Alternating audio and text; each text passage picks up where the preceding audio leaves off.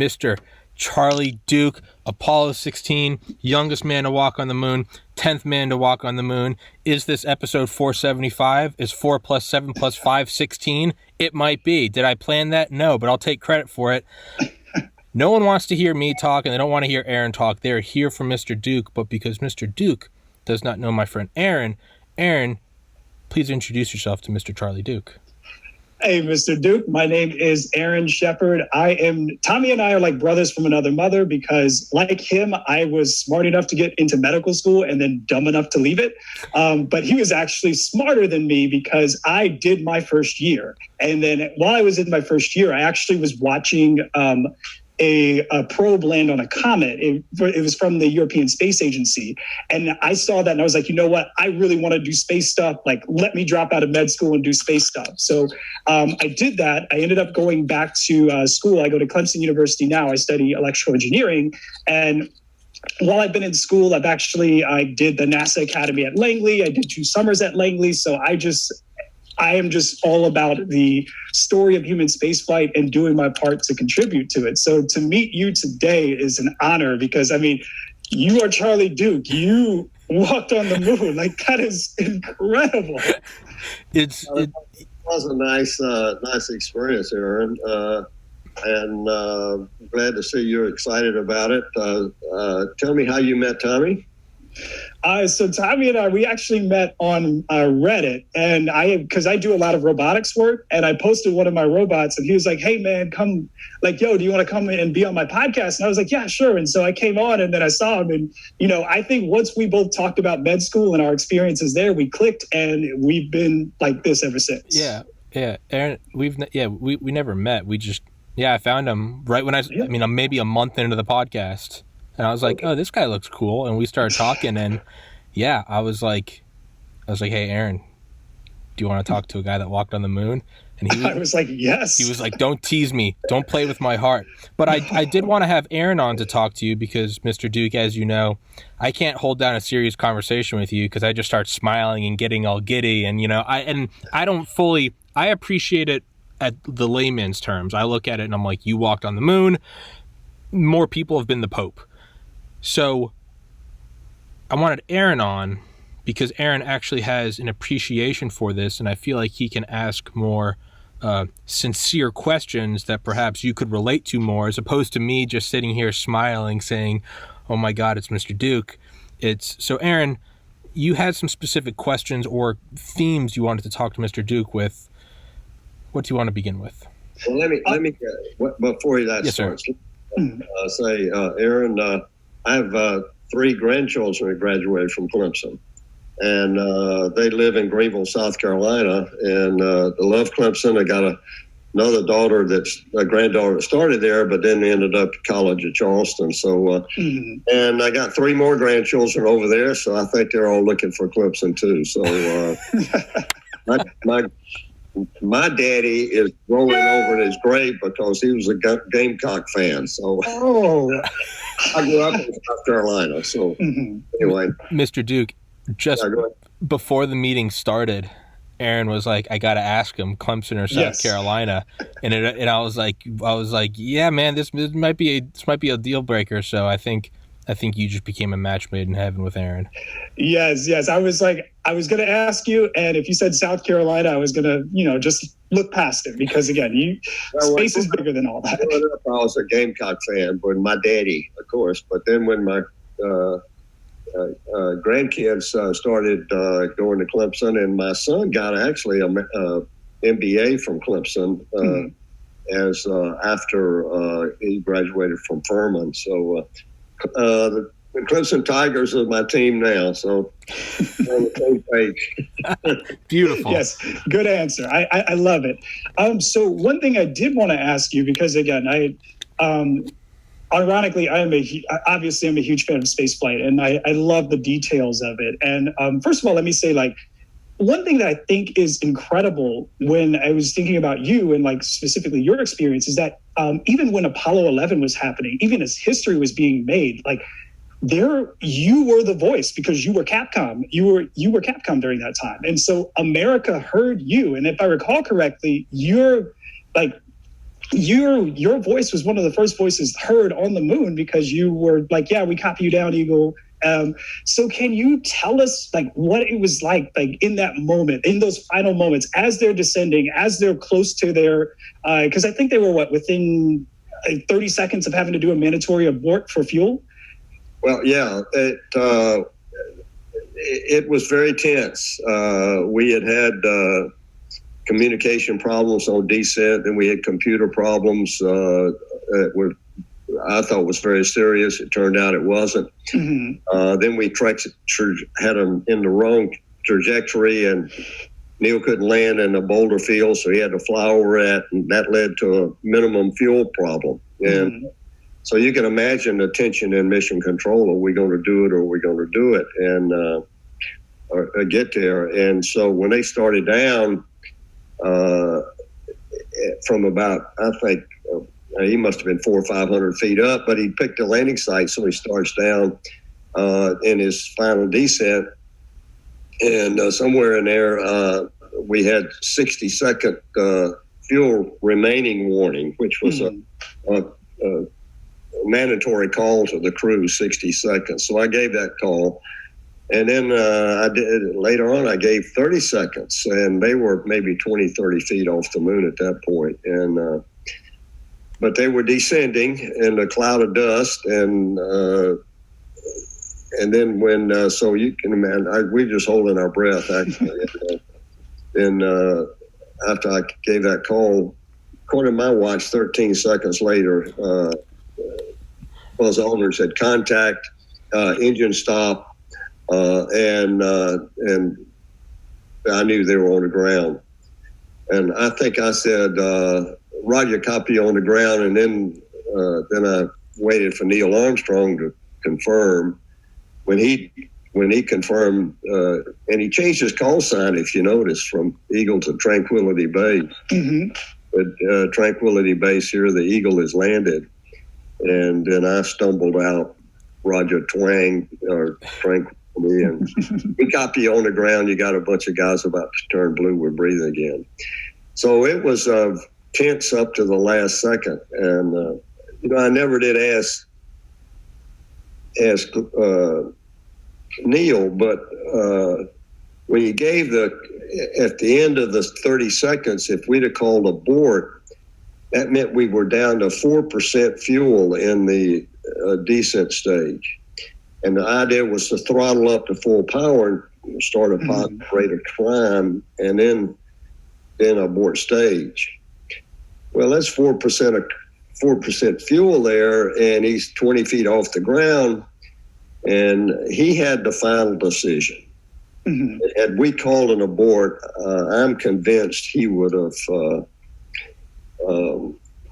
said something like, "Say again, Houston, I didn't understand."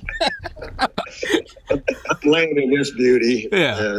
20 feet, so anyway, he didn't have to face that dilemma. And so let me ask you this, because you have the privilege of having been Capcom for Apollo 11 and then eventually doing that descent during Apollo 16. And so in your opinion, which one was harder? Was it harder to watch it happen or to actually be in the limb? It was harder listening to it and watching it than it was doing it. When you're doing it, it's dynamic. The things are moving, and you can see outside, and you get a good visual cues. Whereas in mission control, you're just trying to imagine this, and you don't have really control in mission control. You're just sort of sitting, riding along and listening to their conversation. So I think that was more tense than actually doing it. And so in Apollo 16, it was a two-man job, as every landing was.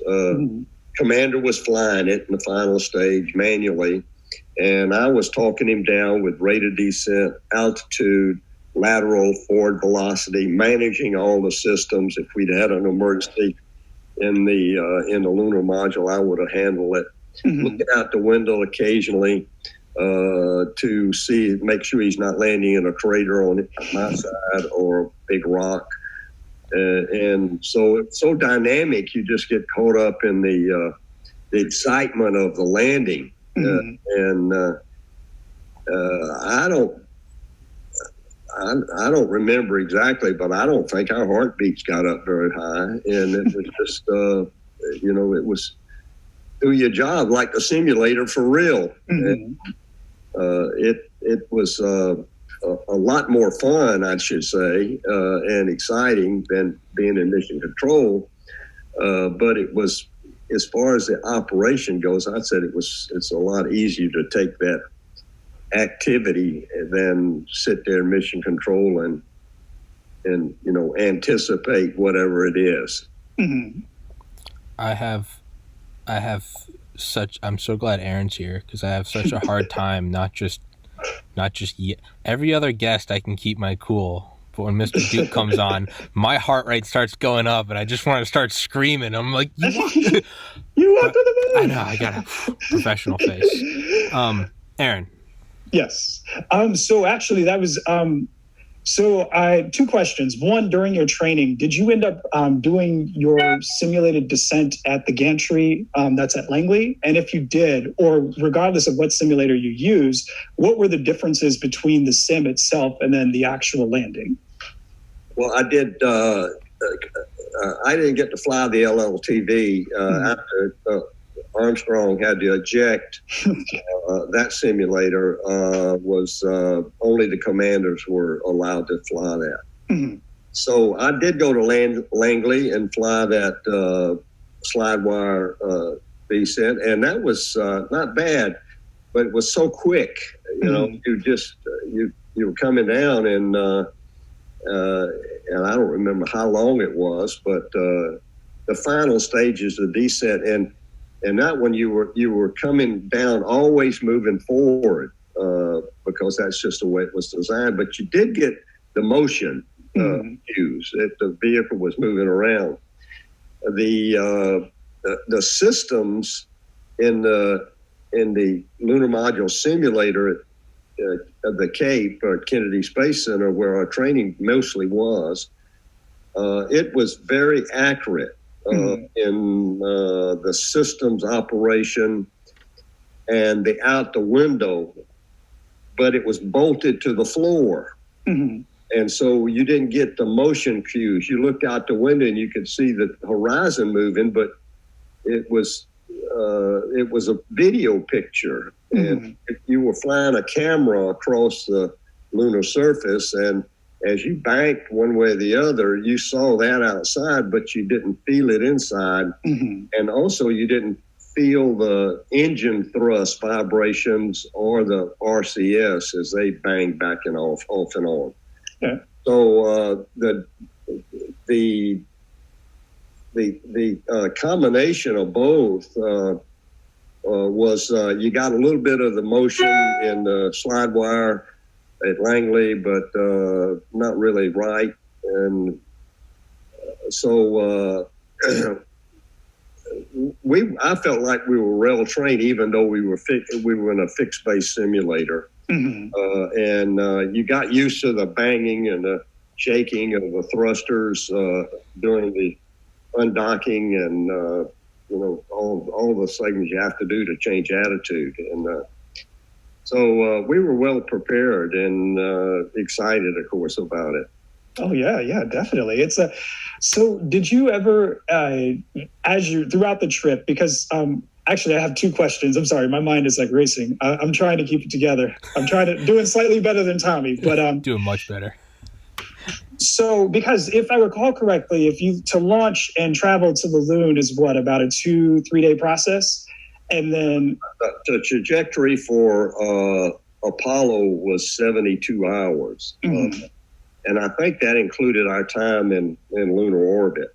In Earth orbit. So we had 1.5 revs in Earth orbit, and then we accelerated with the Saturn S4B, and we were on the way. And from that point on, it was when we intercepted our desired trajectory at the moon, it was like 72 hours, 73 hours. I don't remember exactly the minutes. And that trajectory was determined by how much fuel we had in the command service module, because you had to use that service module engine to slow down to get you into orbit, and then enough fuel left over to do your maneuvering in orbit, and then enough fuel to get you out of orbit and coming home.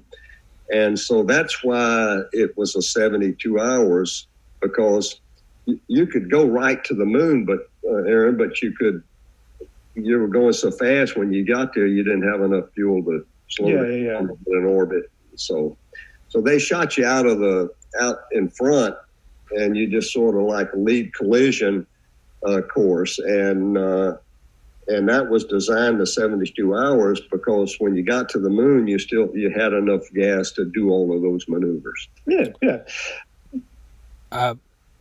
So sorry, simple question. What is it like walking up to a fully fueled Saturn V and knowing that you're about to get on top of it and light it? Well, we got out of the transfer van. We were excited. I think everybody on the crew and all of the engineers keep counting.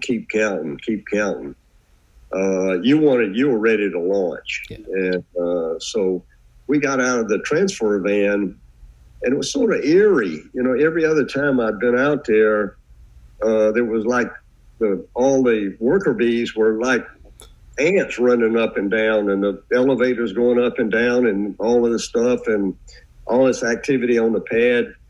But launch day, you get out of the van, and there's nobody there. It was, man, this is still this. They're really going to. And you can look up and see the Saturn V and it's outgassing, boiling off all this stuff, and the umbilicals, and so it's alive. Yeah. It really is more alive than you've ever seen it. And so we get in the elevator, and the elevator is sort of open, so you can see out. As you went up the stages, you could see all the umbilicals and the fueling processing going in, the boiling off of the liquid, whatever it was, and so it got really exciting. And then you walked out of the elevator across the swing arm, and I could look to the right, and there was all this crowd watching out there, and you look the other way, you look at the ocean. And I got into the white room, and Gunter went, and the crew welcomed us all. And Gunter had he always gave the commander a little souvenir, a little joke, if you will. And so in our case, it was he had a hand on the end of a rod, and wouldn't think so. John had a tough time sometimes reaching it from his height. He could, he had a tough time sometimes reaching the far switches. So Gunner thought he'd give him a little help. So that's nice, and they got us all strapped in, and they left, and the only window that was uncovered was the hatch window, and so I looked back on the left and over the hatch, and I saw a wave or two, and then they left.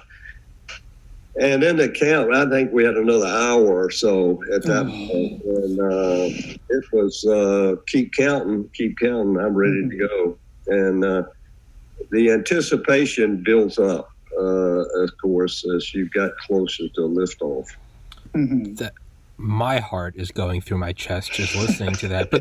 But there's a beauty in what you just said that's, I think, applicable to everyone, and it's keep counting. I find, I mean, Aaron, as you know, the closest thing to a launch day for me is taking the MCAT or going to do a medical school interview. You're like 4 years of working, less than 1% of students are going to get in.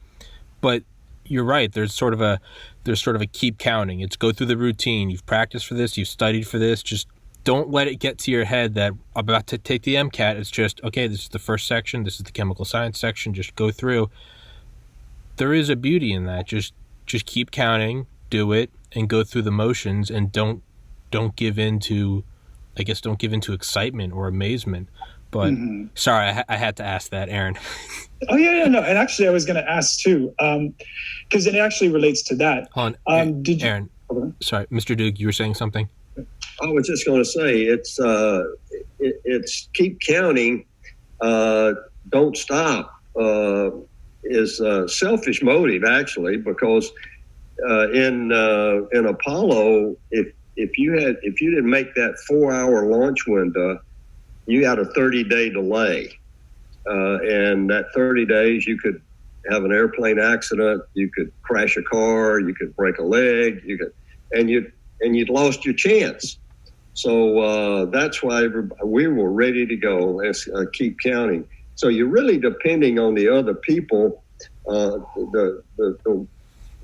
of the engineers and the technicians who've made this vehicle ready to go, and you're depending on your chance on their ability to do the job right. Yeah. So I think I've always had that never give up attitude, and we're going to go, and it's that you described it well, that motivation that when you get in that kind of spot, just keep pressing ahead. Yeah, it's I've had on, sorry to interrupt you again, Aaron. I've had on members of Delta Force before, just the elite of the elite special forces. And one thing they always say is, where you say keep counting, Dale, the guy who I've had on, he calls it 10-meter targets. He says when you're in a country that you're not supposed to be in, and you're in like direct contact with the president, and you're going to assassinate someone, which is all real stuff they do, and you haven't slept for 2 days, and the supplies aren't coming in, and the radios are dead.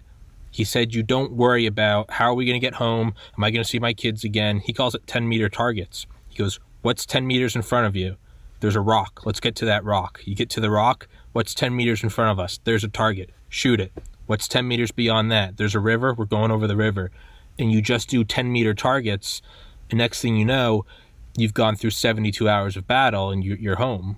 But he says if you look at the whole thing, you'll kind of freak out and implode. So I imagine it's probably like, wake up, go to the restroom. We're getting in the van.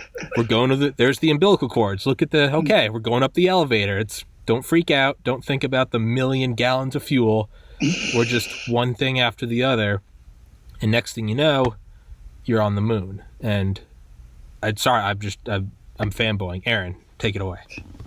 And actually, again, my question is, during that entire 72-hour process, plus the time that you're on the moon, at any point, did it just become normal? Were you just like, all right, got to get through this checklist? Or was there always a part of you that was like, oh my God, I'm on the moon, I'm going to the moon, oh my God, what?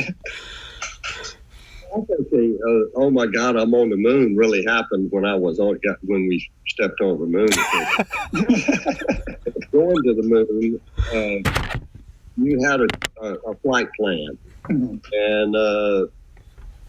various experiments, housekeeping, preparing the meals. We did a light flash experiment and electrophoresis, and so it seemed like to me you were following the flight plan all the whole 72 hours. And of course, there were three rest periods during that time.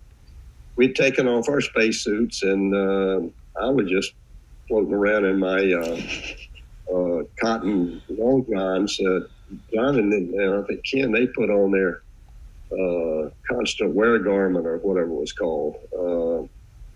Some just white stuff. And so we all had our duties and we all had our things, and we kept looking out the window. And I can remember that first view of Earth after we separated from the S-4B, and Manning was making a maneuver to turn the spacecraft around so he could go in and dock with the lunar module. Mm-hmm. And so I'm sitting there writing pads down and listening to Houston, and in that right side window, the Earth came into view, was about 20,000 miles away, and it's breathtaking. And I was sort of mesmerized on that view. You could see all of the Arctic Circle down across Canada, the U.S., Mexico, Central America, the Pacific Ocean, the Gulf of Mexico, and there's this beautiful jewel of blue and white, and the brown of the land just suspended in the blackness of space. None of the pictures that you take can capture that emotion. If there's home out there 20,000 miles away, you can see the whole of the earth. It was a pretty moving moment for me. And then when we joined up with, right after that, though, we joined up with the lunar module, and it looked like it was we couldn't tell whether it was liquid or what, but there was things, just little specks just floating away from the lunar module and in the vicinity of one of the fuel tanks. And our first mind, oh gosh, we got a fuel leak. What we're looking at is fuel flying out. So we told Houston, and once we got all buttoned up and everything, they had us go in and power up the lunar module, which wasn't in the checklist at this point. Mm-hmm. And we checked all the systems, all the pressures were good and no leaks. So we just said, well, we don't know what it is, but we're go. And so we continued to the moon in that situation. And finally, the flex just they just stopped flaking off. Turned out it was flakes. This paint was a thermal paint had been applied apparently incorrectly. So these little chips of paint were peeling off and floating off into space, and it looked like a fuel leak, but it wasn't. So anyway, we were busy. I don't remember any downtime. We could listen to music that we brought on tapes. But that was sort of done in conjunction with eating meals and stuff like that. It's kind of like, Aaron, I'm sure you've done this. I know I have. Have you ever just seen those nights where you walk out sometimes and the moon kind of catches you, and it's just really, and then what do? You take a picture and you try to get a pic, and then you look at the picture the next day, and it's just, even if it's a great picture, most of the time it's just a blur, but even if it's a great picture, it's not the same as when you're standing barefoot on your driveway on a summer night and you can kind of hear the leaves rustling and you just see the moon and it's almost like you could touch it. I had never thought about that, but it's probably the same with standing on the moon looking at the earth. You can look at some great pictures, but it's nothing like the blackness encompassing all. You're the coolest man in the world, Charlie Duke. You're the coolest man on earth. It's very fortunate to have been in the right age, the right time, the right experience, and to get it selected, and even doubly privileged to have been selected to be a moonwalker. There were only 12. We had 40-something astronauts in the astronaut office at that time, and only 12 of us got to do that. So 24 got to go to the moon, and 3 guys went twice, if you remember. Jim Lovell went twice, never did land. Then John Young went twice, and I landed with him. And then Gene Cernan went twice, and they were both on Apollo 10 and ended up commanding 16 and 17. So there were 27 seats, but only 24 guys went. Of the moonwalkers, only 4 of us left alive. And those obituaries are going to be, and the other guys, there's only one crew that's left with everybody alive, and that's Apollo 8. That's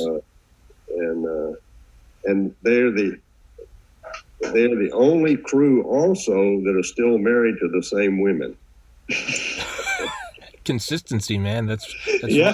Hey, they stay together in more way than one. Yeah, it's I've reached out to, I've had on Buzz Aldrin's secretary on here, Mr. Robert Charles, who has an incredible resume himself.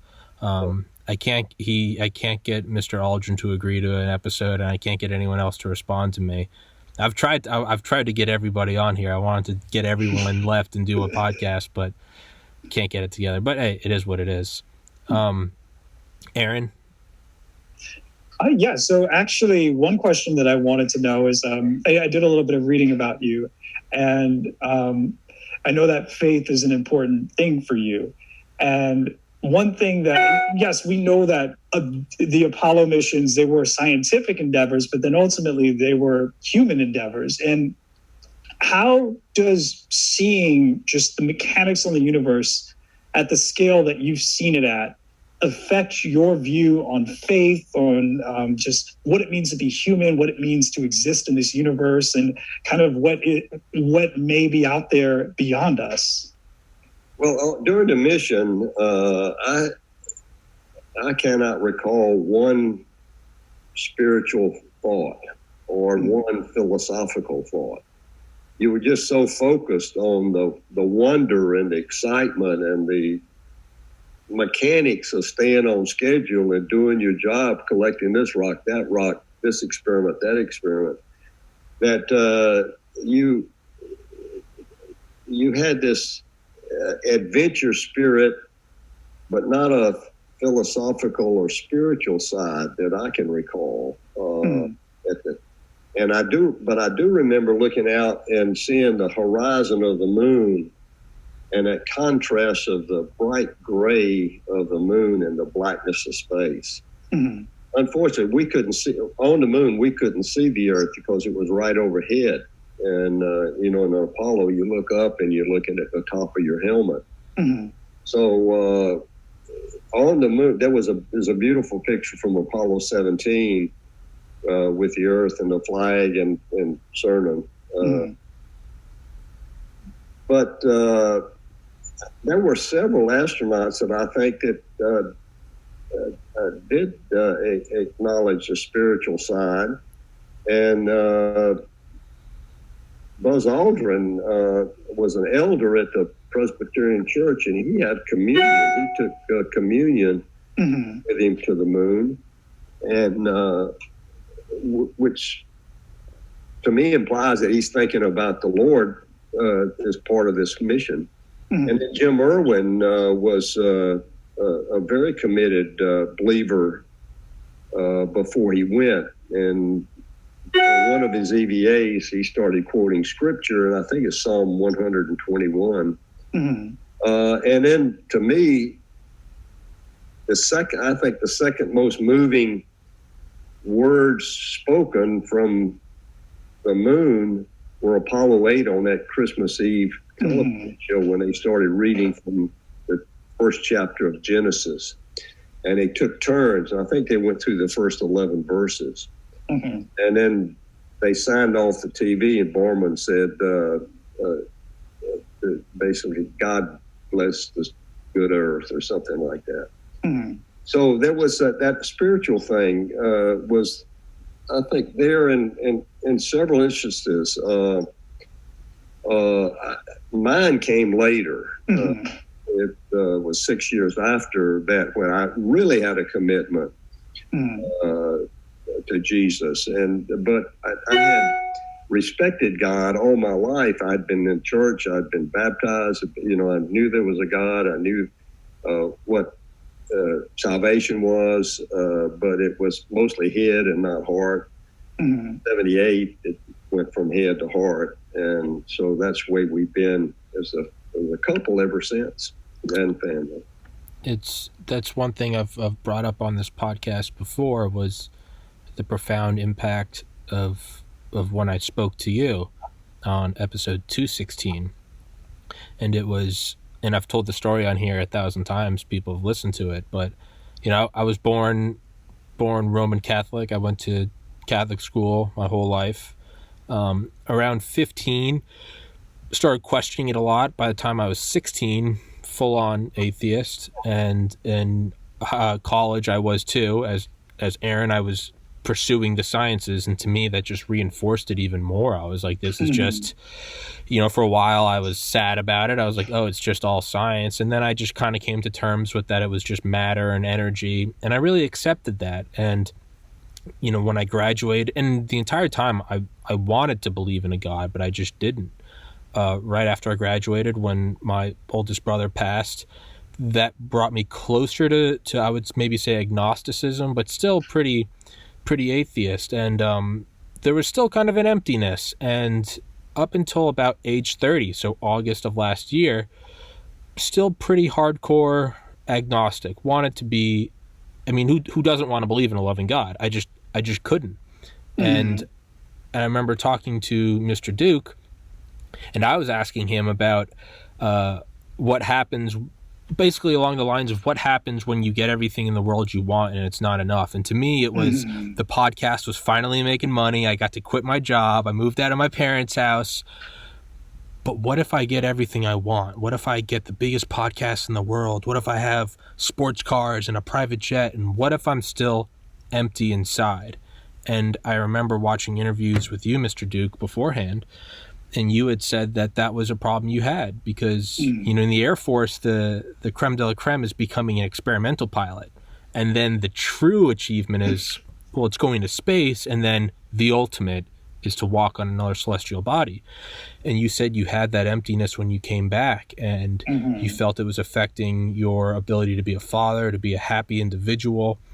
And you said that I remember, because you were telling me this, we went over this on episode 216, and I remember you said it so matter-of-factly. You said, just ask Jesus, ask God, whatever you believe in, ask God to come into your heart. And the one thing about when you're not religious is the last thing you want to hear is anyone try to put it on you. But you didn't put it on me because I had asked you. But the last thing you ever want to hear is someone comes up to you and says, "You need Jesus." You're like, "Dude, leave me alone."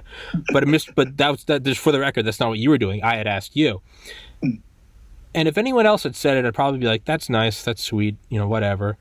But when I'm talking to a guy that walked on the moon, when I'm talking to a guy that, when you're shaving off seconds, when it comes to, or Neil Armstrong down to 4% fuel, when you're coming down, you're not someone that did what you did because you have kind of delusions about it. Like, you have the right stuff, and it's you have what Kennedy said we need, not because it's easy, because it's hard. And I remember that you just said it to me so matter-of-factly.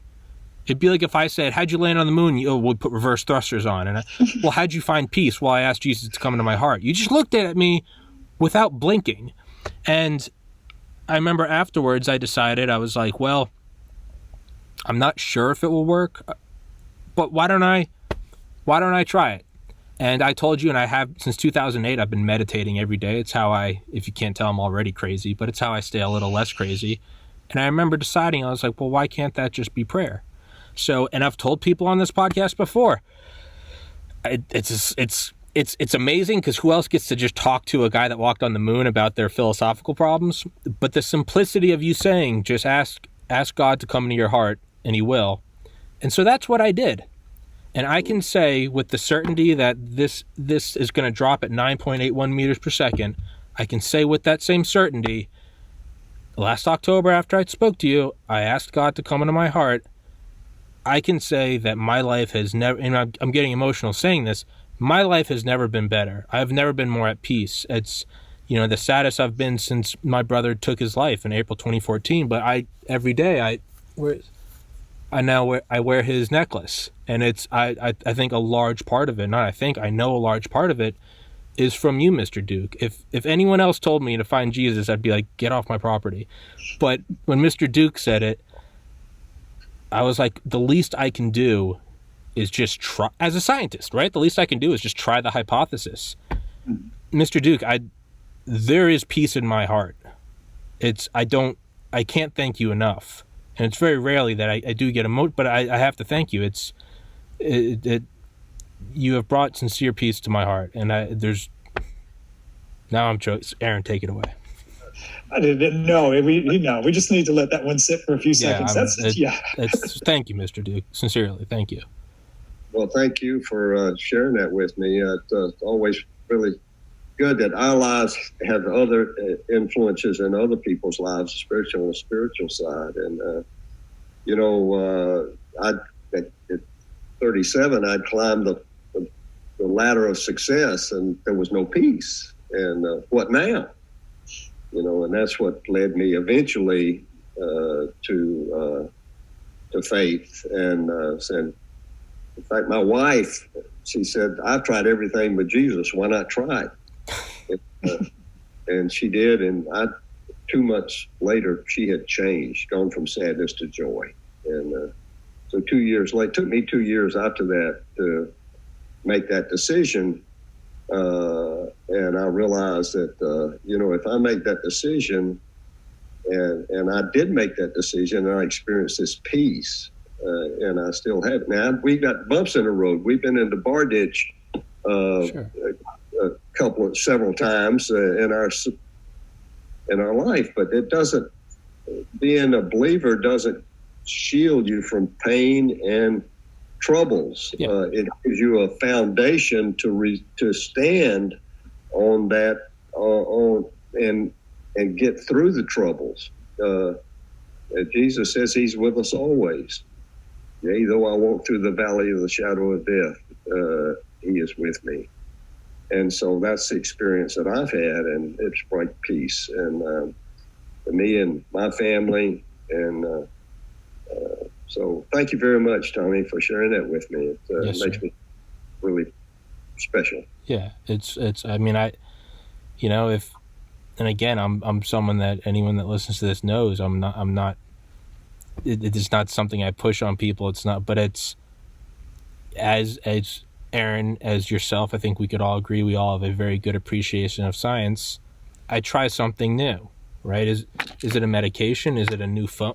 I try a new tactic, a new camera, new lighting, and you approach it with the scientific method. I applied this. What variables changed? What did I keep the same? How did the results deviate? And what can we extrapolate from that?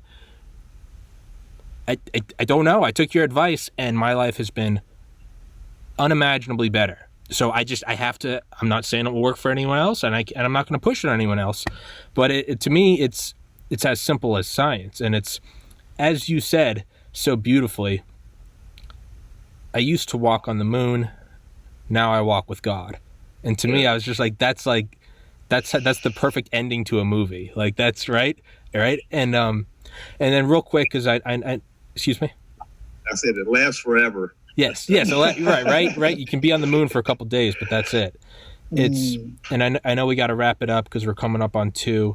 But I also wanted to say there's another line, and I think I went over it the first time we spoke, but it's just a great one. And it was you in an interview several years ago, and someone asked you about claims that we didn't go to the moon, and you said if you look at images of the moon, you can zoom in and you can find the rovers, you can find the footsteps. And people ask, well, who put that there? Well, who put that there? And you go, I did. I put it there. That's how I know it's real. So it's just the ultimate, like, yeah, someone did put it there, and you're looking at them. So I've been rambling. Aaron, we got to wrap it up. Aaron. Okay, one last question. Speaking of God and faith, and I've heard a story that you were apparently one of the greatest wingmen of all time. Is it true that, was it Ken Mattingly's ring fell off his finger, and then you saw it floating in space on the way back from the moon? Yeah, well, that's, he lost his wedding ring. Quick story. He lost his wedding ring in the spacecraft the second day. Mm-hmm. And so we come back after our moonwalks, and it's now a week later. He's still looking for this wedding ring. It's in there somewhere.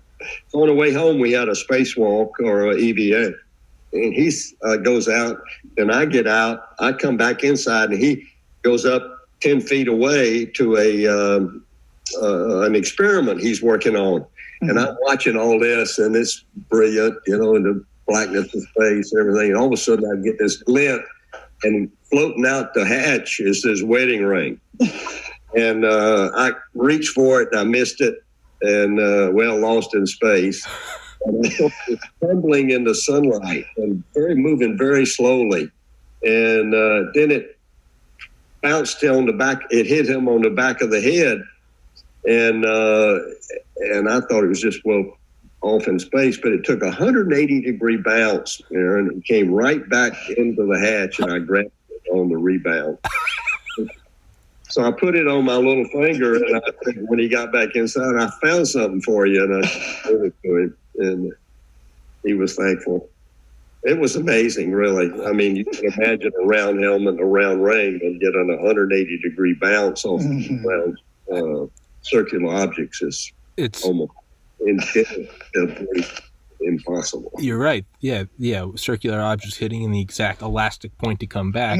That's crazy enough, not to mention it was on the ride back from the moon. It's just... in fact, the Earth was, I could see the Earth down there 180,000 miles away. You're the coolest man in the world. No pun intended. You are the coolest man in the world. Yeah. Well, thank you, Mr. Duke. Yes, thank you. Aaron, nice to meet you, young man. I hope to see you at Clemson one day. Yes, nice to meet you too. Hopefully, yes, come down for a game. Do you make it to the games at all? Sometimes, yeah, but not recently. We've been my son and them. They had all tickets, but they do tailgating and give the tickets away to the kids and stuff. So anyway, I don't know. We'll see. Yeah. Give me your contact information. Yes, I'll link you two together in an email, and as I believe it's tradition, I'll wait a couple months and then I'll start harassing you again, Mr. Duke, and say, when can I steal you for a podcast? And in your utmost patience, you'll say, I'll get back to you. And luckily enough, I'll snag you again.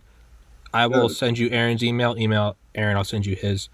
Yes. Mr. Charlie Duke, Apollo 16, the youngest man to walk on the moon, the 10th man to walk on the moon, a living legend and wingman of the century, snagging gold rings out of the air, philosopher, warrior poet who's instilling faith in atheists like myself. There's nothing more you can want. What an American. God bless you, Mr. Duke. God bless America. Thank you so much, sir. Aaron, I'll send this to you as well. You guys take care. Thank you, Mr. Duke. Yes, thank you, Mr. Duke. Bye-bye. Have a good one. Recording stopped.